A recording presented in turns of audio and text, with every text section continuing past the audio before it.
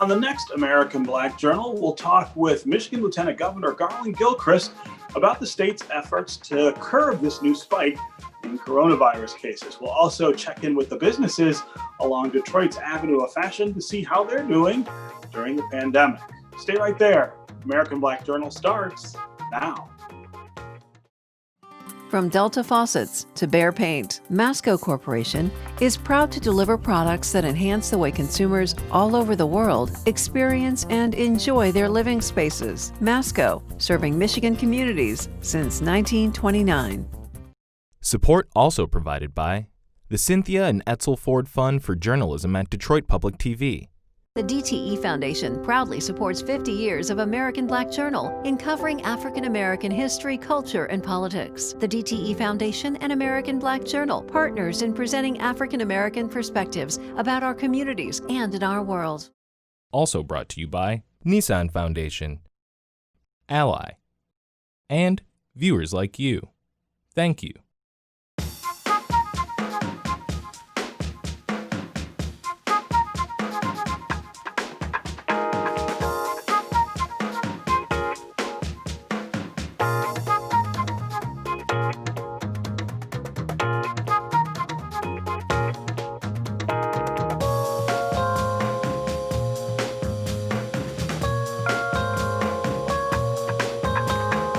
Welcome to American Black Journal. I'm Stephen Henderson. Sadly, Michigan is joining lots of other states in coming up with appropriate responses to this incredible surge that we're seeing in coronavirus cases. That means more hospitalizations, and sadly, it means more deaths. Governor Gretchen Whitmer announced this week that she will end dine-in service in restaurants, and in-person learning for high schools and colleges, and close casinos for 3 weeks. American Black Journal contributor Orlando Bailey, who comes to us from Bridge, Detroit, talked with Lieutenant Governor Garlin Gilchrist about the state's plans. Lieutenant Governor Garlin Gilchrist, welcome back to American Black Journal. Thank you for having me, Orlando. Good to be here. I'm happy to have you. Lieutenant Governor Gilchrist, there's a lot to talk about, especially around what's happening in the state concerning COVID-19. The governor announced Sunday in a rare Sunday evening press conference that we will be pausing as a state to save lives. What exactly does this pause to save lives mean? Well, this is in response to the fact that over the last several weeks, we have seen our COVID-19 numbers go from really plateauing and even trending downward to trending upward in communities across the state of Michigan. And this looks a little different than it looked in the spring, where you saw the most explosive growth happening in Detroit and in Southeast Michigan. And instead, this time, while we have seen an increase in the city and in the surrounding areas, we're seeing really explosive growth throughout the state of Michigan. So this action is following the advice of public health experts. We followed their advice and we were able to really slow the spread tremendously. And so this action now is we're taking this 3-week pause and saying that we need to take a step back, because it is important that fewer people are exposed to COVID-19. It is important that fewer people contract it and go to the hospital so that we can have the capacity for our systems to handle an increase in cases. I want less people to die from COVID-19. I know 24 people who've died personally, and I don't want people to continue to get sick and continue to die. And so we have a role to play, all of us. And the public health advice is pretty clear. Be careful. Don't leave your home if you don't have to. If you do, wear a mask all the time. Try to be physically distant. We can wash your hands. Things like that are really important. But also from an infrastructure perspective, we know that certain types of activities are risky. And what we've seen from our data that we released publicly at michigan.gov/coronavirus is that the virus has been spreading through social gatherings, through small social gatherings, in restaurants, in schools, especially with elder children, like high school age kids. And so this is following those recommendations to be careful for these next 3 weeks. And really, I hope it to be a down payment on us being able to get ahead of this virus while we try to manage it until we have a vaccine or antiviral treatment that is approved, safe, and widely available, which is going to take a long time to get there. Yeah, it's so important. And this was something that I was particularly worried about, simply because we're now all coming inside, right? We've been outside during the summer and some of the fall, and now that it's getting colder, we're coming inside. And that is particularly risky if we're not very careful. So the pause is for 3 weeks. Let me ask you, is there a possibility that the pause could be extended? I remember early on when we were dealing with this, we had executive order after executive order that had time constraints, but ended up being extended. We were actually inside for most of the summer. Is there a possibility that this can go on for longer than 3 weeks? Well, that will be responsive to the numbers. If we're able to see our case rates, the growth of them slow down, which is very possible if people do their best to comply, then we may be able to do this for only 3 weeks. But there is a possibility that we may need to go longer. But I am confident, actually. I think that people realize, to your point, we're in a different part of the calendar that's created some different realities for people as far as what's possible. We, due to the federal failure on COVID-19, the country, the nation lost a lot of time and a lot of lives. And so we're trying to act now to try to make this winter less dangerous than it could possibly be. So we did this for 3 weeks. We think that can get us where we need to go. But if we need to go for longer, we will do that following the advice of the health experts. Let's talk a little bit about timing. This is happening right before the holiday season. And of course, there are probably thousands of folks who will be adversely affected economically because of this. What does the conversation with the federal government look like to get people help? We've heard the governor say that the state is sort of strapped in terms of offering any additional assistance. Where are we in that conversation? Yeah, it is ongoing. I mean, we have done our best to work with the Trump administration throughout the year. As folks know, that has been fraught with the president making some very dangerous personal choices about how to engage with the governor personally, as well as with the people of the state of Michigan. But we continue to do so, working with FEMA and the Department of Homeland Security around getting resources and testing capacity available. We continue to need more of that from the federal government. We also are actively engaged now with the Biden-Harris transition team. The Biden-Harris team, as folks may remember in the election, introduced some pretty detailed COVID response plans and have continued to build on those plans. And so we are weighing in and giving input on that. And part of that response needs to be assistance to people. Assistance to people who need help, whether that's, extended and easier to get unemployment insurance benefits, revisiting of direct cash payments, support for small businesses that is actually available to them, especially those who may not have traditional banking relationships, unlike the PPP program was designed, as well as people who need support. We've tried to build state programs around eviction diversion, around utility support, so people aren't getting your utilities cut off, which is going to be important as we go into these winter months.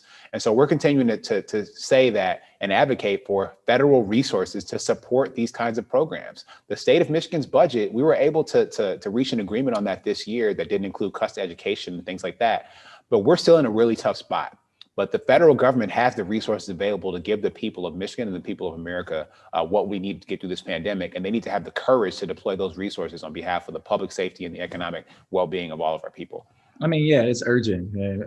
We know the rhetoric that has been and is being cascaded by President Donald Trump it has not been helpful. And the deadlock in Congress is really just disappointing because there are so many people who are disparately affected by this who need help and can't get it. So good luck with those talks. And I know, and I am hopeful that under a Biden-Harris presidency, that conversations with the federal government will get a little bit easier. Well, it certainly will be better that we will have allies rather than adversaries in the White House. And these will also be people who recognize the disparities in this response. Michigan was a leader in terms of actually being directly responsive to the racial disparities that were present in this pandemic. We started instrumenting our public health infrastructure a month before we had a positive test case. A month and a day after we had our positive test cases, we launched the Michigan Coronavirus Task Force on Racial Disparities via executive order. The governor asked me to be the chair, and we have led the nation in terms of flattening those disparities. To put this in perspective, in the first 2 months of the pandemic, Black folks, we make up 14% of the population, 13.6. We accounted for 38% of the infections and 41% of the deaths. horrific, catastrophic. And so we got to work in doing immediate interventions, making millions of masks available for free, standing up neighborhood testing sites, pop-up testing, drive-through testing, isolation infrastructure, working with local racial disparities efforts, getting people connected to doctors and health insurance, all sorts of things.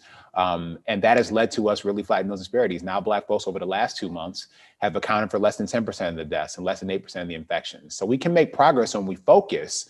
And the Biden-Harris administration, Senator Harris had legislation to replicate our racial disparities task force at the federal level. Wow. And so we know that this can work if we put our attention toward it to protect vulnerable people. And I'm particularly concerned about that as we move into these winter months with growing cases, that we hold on that progress, because it has strengthened our overall state response. And we need to continue to help that be true.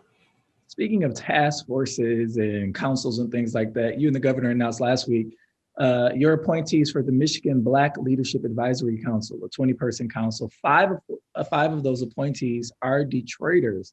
Tell us about the areas that the council will be looking at, and how deep in the weeds are they going to get? And what's the connection to the racial disparities task force? Yeah, so first of all, this is a council that exists alongside other racial and ethnic commissions inside of state government.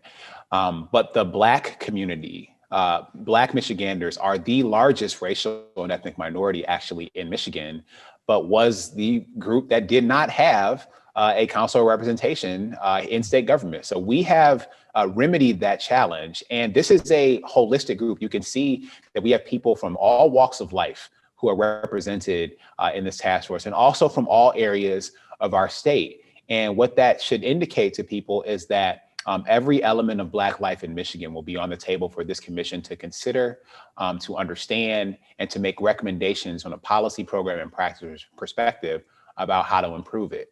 Let me note that this direct issue, or this direct idea, was presented during one of our community engagement exercises as an administration. I led a tour called Thriving Cities that went to 19 cities across the state of Michigan, starting in Detroit in August of last year. And it was at the meeting in Muskegon where this directly was mentioned as something that would be important to do as a state, to lift up the voices of Black leaders and to have them have a seat at the table of decision-making and policymaking in the state of Michigan. And this is us being directly responsive to that call to action. And so I would expect this group to work on issues related to economic opportunity, to reforming our system, or providing more environmental justice in our system, equitable access to education, building on the progress that we've made, investing in how we can reduce and eliminate and eradicate poverty, supporting and expanding our efforts to reform our criminal legal system. Really, everything is on the table. And so I would not see this as just a group that's going to be focused on one issue area, but a group that will instead be focusing on the entire Black experience in Michigan. I'm very excited about that, and excited about the leaders who have stepped up to be part of it. Yeah, I'm excited about it too. And some of the issues that you named, where the state will be working to achieve equity, there is an equity imbalance, and most of that equity imbalance I would attribute to the fabric of racism that permeates throughout this country. It's the country's original sin. Is Michigan moving toward just adopting an anti-racism platform? We've heard the governor say that racism is a public health hazard. What sorts of outcomes are we looking for in these subcommittees of education, health, community safety, and business leadership? Yeah, this is all part of that. So the Declaration of Racism as a Public Health Crisis was an executive directive that we enacted that was a direct recommendation from the Racial Disparities Task Force, the Coronavirus Racial Disparities Task Force. And the reason that is important is because that directive actually unlocks all of the tools of state government to be self-reflective, to look at the programs, the policies, the practices, and say, what have we done? What have we made? What have we enacted? How has historic, systemic prejudice and racism played into the choices that have been made and the systems that have been designed? And then what can we do to remove the injustice from those systems? How can they be reformed or upgraded or updated or replaced, whatever needs to happen to create something that is not racist and that is actually just and creates opportunity and space for people to be their best selves, regardless of their identity, where they live, et cetera. It is a recognition that racism has played a role in outcomes previously, and that we can be the administration that seeks to change the trajectory of the state of Michigan and our people on that behalf. So, we're going to build on things that we've done. We have introduced the most equitable education funding regime since education funding was changed in the mid-90s with the two budgets that we passed. We're one of the only states that actually did not cut education funding in the budget that we passed in 2020. I think that's really important as the needs are so deep. But we also are going to be looking at how do we create opportunity for Black entrepreneurs who have ideas, and how can they have the supports, the access to capital, the access to contracting opportunities and things like that. These are things that we're going to look at and be responsive to. So I think that this is really about, and what the measures to look at is, what are we doing to create space and opportunity? I believe that my responsibility as a public servant is to protect and promote public health, public safety, and to create the conditions for everyone in our state to pursue their happiness and have a chance to success. That's going to look different for different people, but that is what we are here to do and how we are here to serve. And so I'm looking forward to this council playing an important role in that for Black Michiganders, and supporting, frankly, the fact that if Black Michiganders are successful, it makes the state of Michigan more successful. Just like with the Racial Disparities Task Force, if the communities of color are able to navigate and have resilience in the face of any public health challenge, it makes the state of Michigan better able to navigate any public health crisis. And so that's really where we're coming from. And that is how equity is part of how we make choices as an administration. And I'm proud to serve alongside Gretchen Whitmer to do that.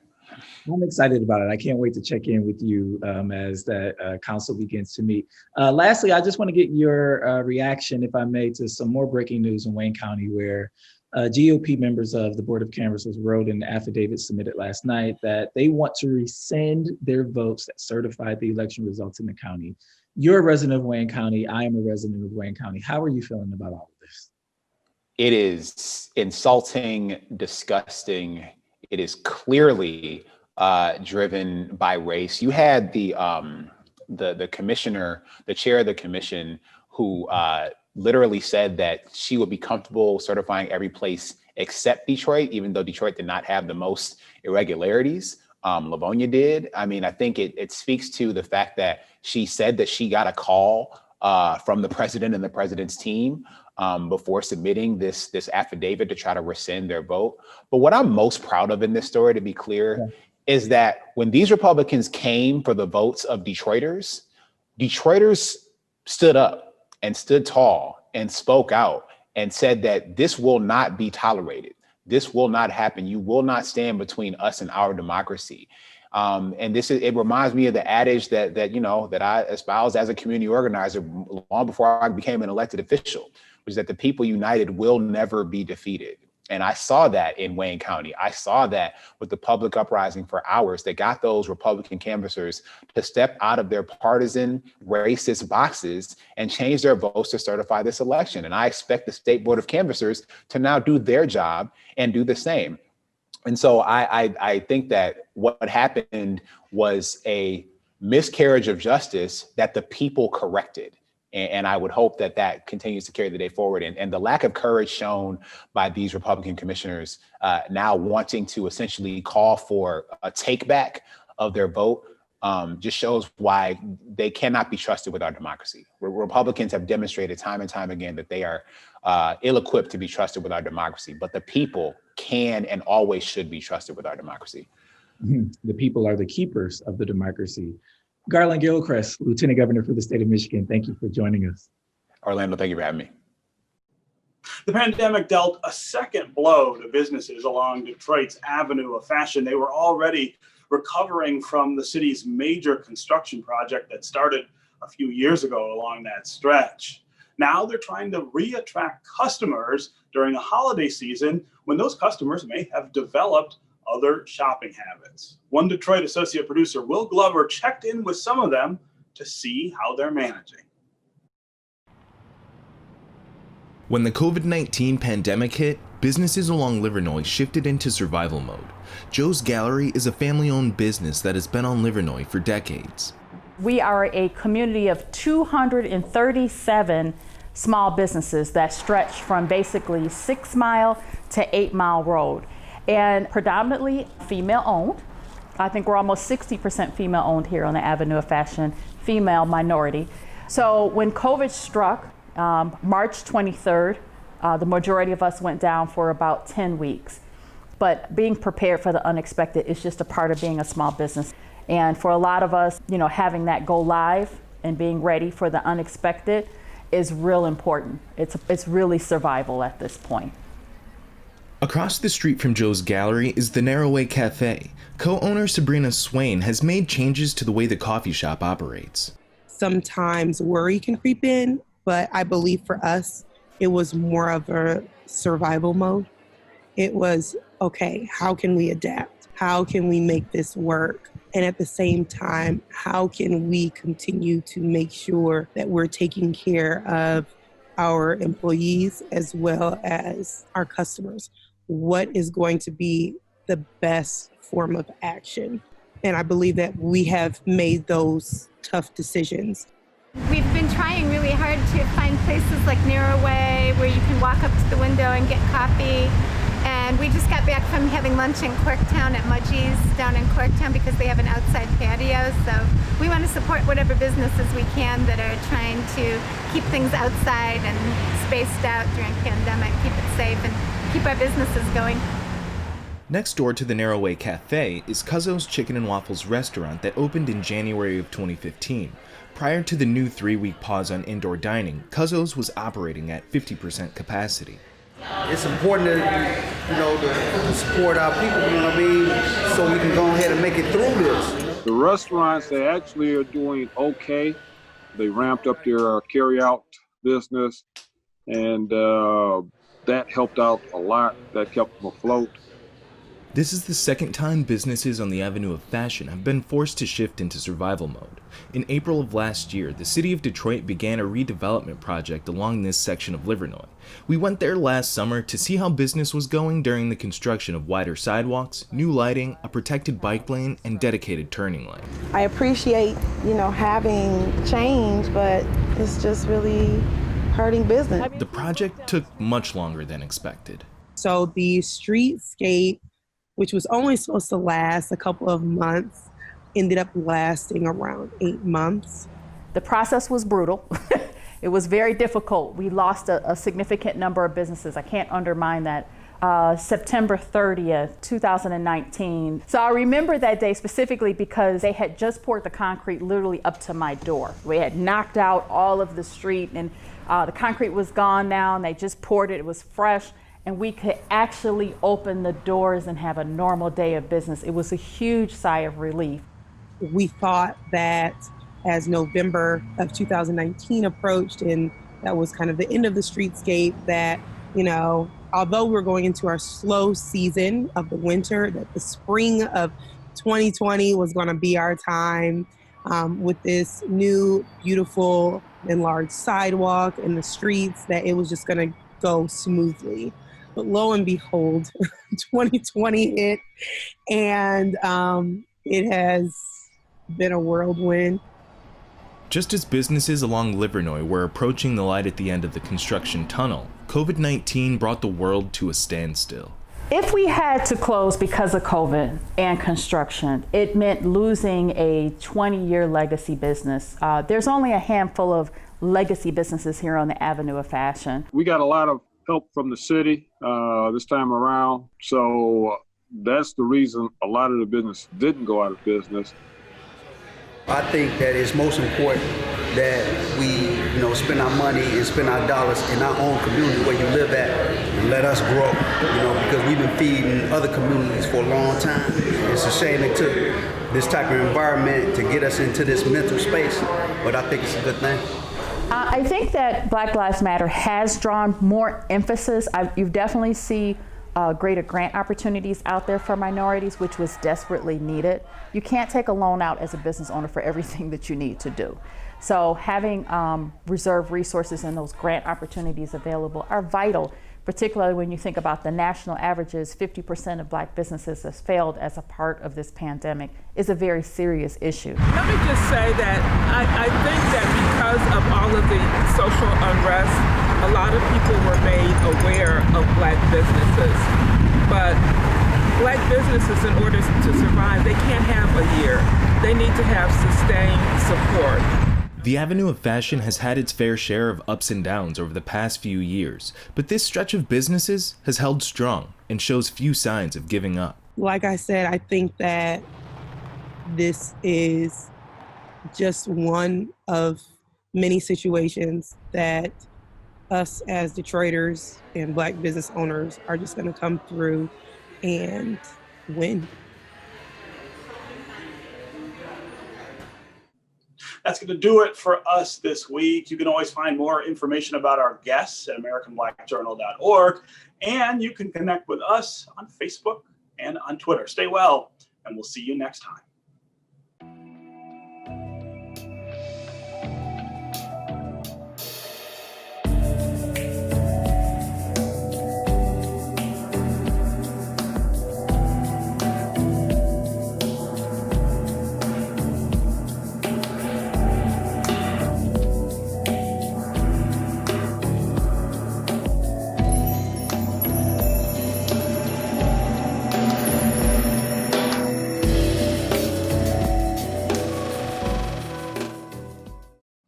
From Delta Faucets to Behr Paint, Masco Corporation is proud to deliver products that enhance the way consumers all over the world experience and enjoy their living spaces. Masco, serving Michigan communities since 1929.